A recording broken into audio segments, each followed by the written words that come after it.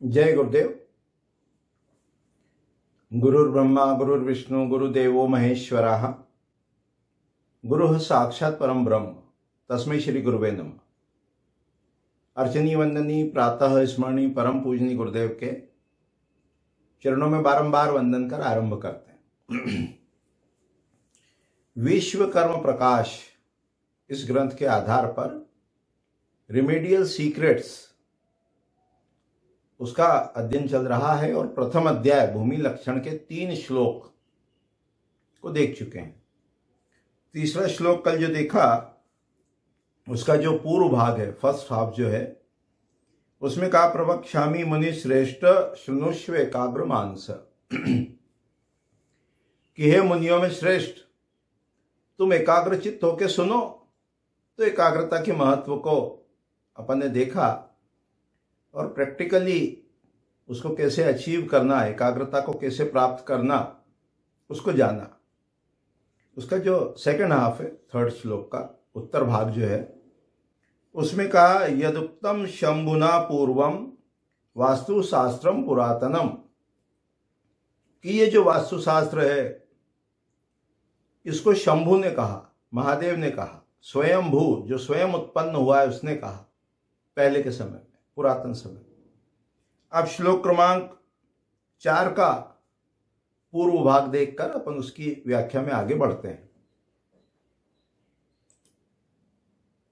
अब आगे कहते हैं पराशर ग्राह्य वृद्धताय वृद्धत प्राय च विश्वकर्मणे स विश्वकर्मा जगताम हिताय प्रोवाच्य शास्त्रम बहुभेद युक्तम।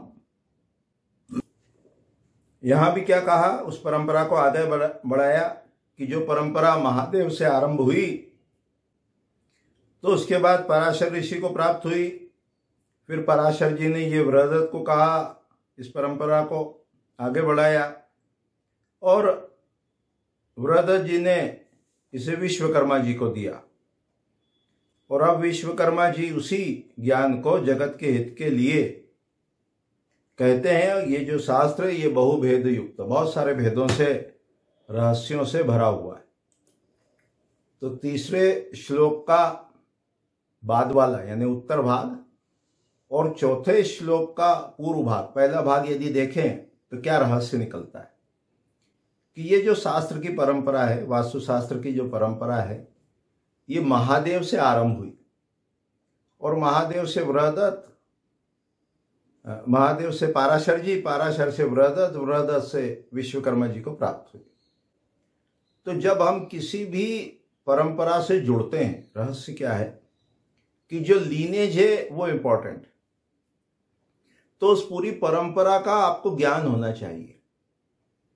वो जो लीनेज का जब ज्ञान होता है तो किस गौरवशाली महान परंपरा से आप जुड़े हो और उसका क्षेत्र कितना व्यापक है ये आपको ज्ञात होता है, मालूम होता है। धीरे धीरे विषय में प्रवेश कर रहे हैं। कैसे ज्ञात होता है कि जब आपको ये वास्तु शास्त्र का जब आप अध्ययन करोगे और वास्तु के ग्रंथों को देखोगे तो इसकी पूरी एक सीरीज अपन ने अलग से बनाई वैदिक परंपरा की। उसका नाम है review of the ancient wisdom, कि कितना ज्ञान अपने पास उपलब्ध है, अवेलेबल है वास्तु का और संबंधित क्षेत्रों का।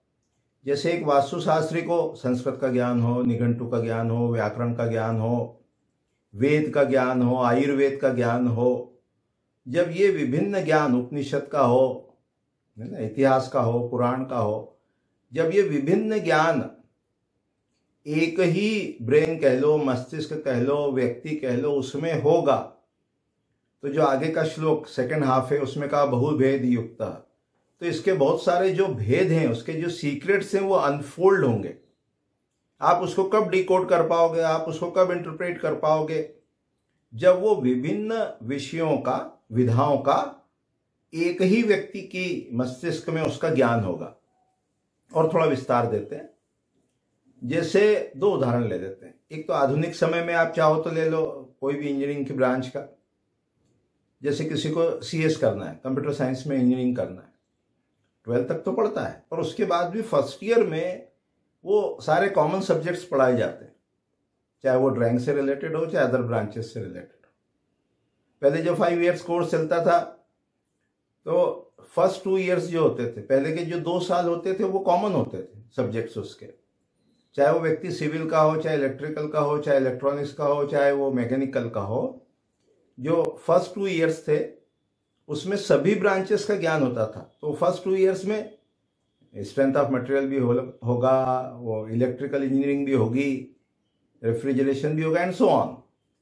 तात्पर्य कहने का क्या है कि जब संबंधित विषयों का ज्ञान होगा तभी वो सारा अनफोल्ड होगा। जैसे आज के समय में वास्तु जो अपन चल रही है, कर रहे हैं, मॉडर्न आर्किटेक्चर जो पढ़ा रहे हैं, तो मॉडर्न आर्किटेक्चर में भी वो इंजीनियरिंग भी पढ़ाएंगे, ड्राइंग भी पढ़ाएंगे, स्ट्रेंथ ऑफ मटेरियल भी पढ़ाएंगे, मटेरियल्स भी पढ़ाएंगे, इंटीरियर डेकोरेशन भी पढ़ाएंगे, डिजाइन भी पढ़ाएंगे, तब जाके वो आर्किटेक्चर का विषय क्लियर होता है। ठीक इसी तरह वास्तु के ज्ञान के लिए वास्तुशास्त्र जो है वो बहुभेद युक्त है, बहुत सारे भेदों से भरा हुआ है। तो आपको उससे संबंधित जो आपका विषय है वास्तुशास्त्र, अब उसमें देवता भी हैं तो देवताओं की प्रॉपर्टीज मालूम होना चाहिए, उनके कथानक मालूम होना चाहिए। तो वो कहाँ से खुलेंगे? वो खुलेंगे इतिहास और पुराण से। जितने पौराणिक ग्रंथ हैं उनमें आपको ये सब वर्णन मिलेगा। इंद्र मिलेगा, सवित्र मिलेगा, आर्यमा मिलेगा, विवस्वान मिलेगा, शिखी मिलेगा, पर्जन्य मिलेगा, सब मिलेंगे। तो ये देवताओं की कैरेक्टरिस्टिक्स क्या है, उनके गुण धर्म लक्षण क्या है, तो वो कहाँ से पता चलेंगे? वो पुराण से पता लगेंगे, वो निघंटु ग्रंथों से आपको ज्ञात होंगे, मालूम होंगे। जिस देवी की, देवता की ग्रंथों में जो स्तुति की है वो उनकी कैरेक्टरिस्टिक्स है, वो उनकी प्रॉपर्टीज है।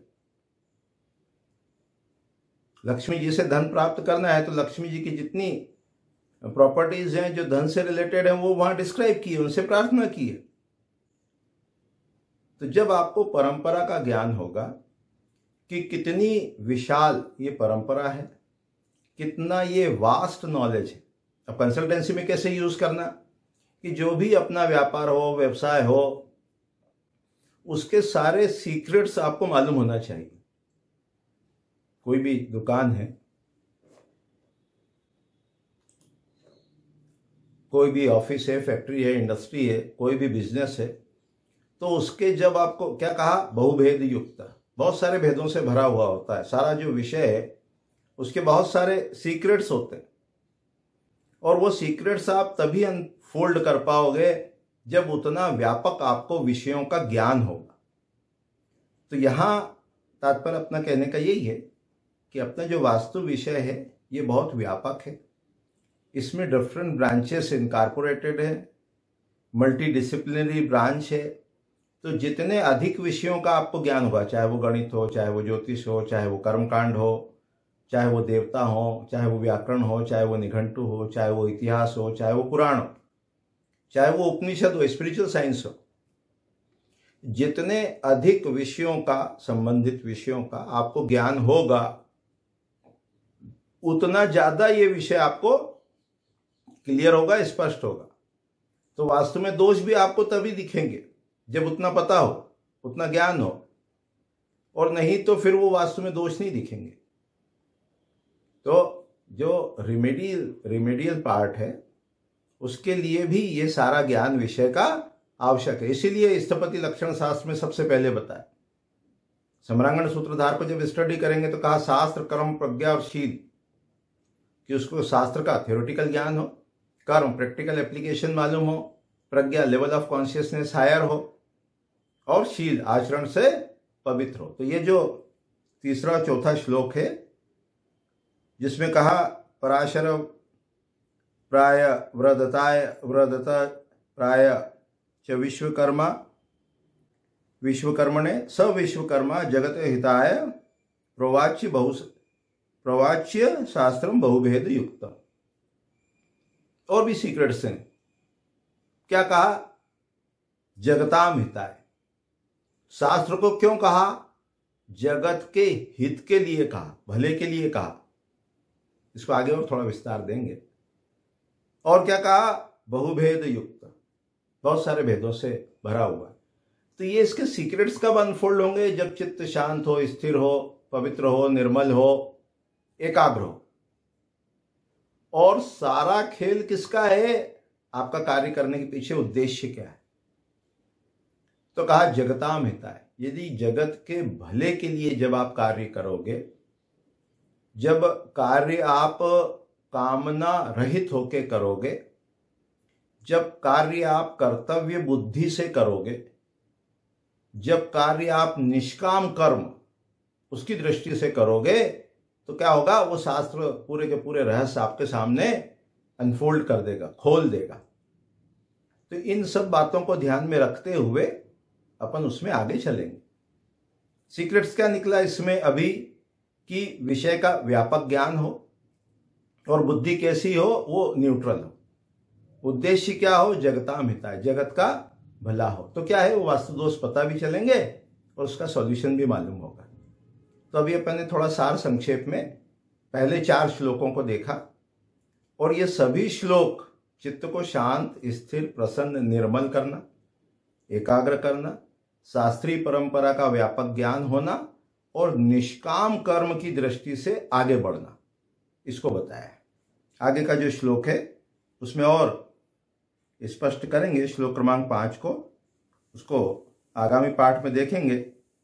उसमें कहा है वास्तु शास्त्रम प्रवक्ष्यामि लोका नाम हित कामया, अब लोगों के भले के लिए शास्त्र का वर्णन करता हूं, उसको जो है वो अपन नेक्स्ट उसमें देखेंगे। जय गुरुदेव, जय गुरु।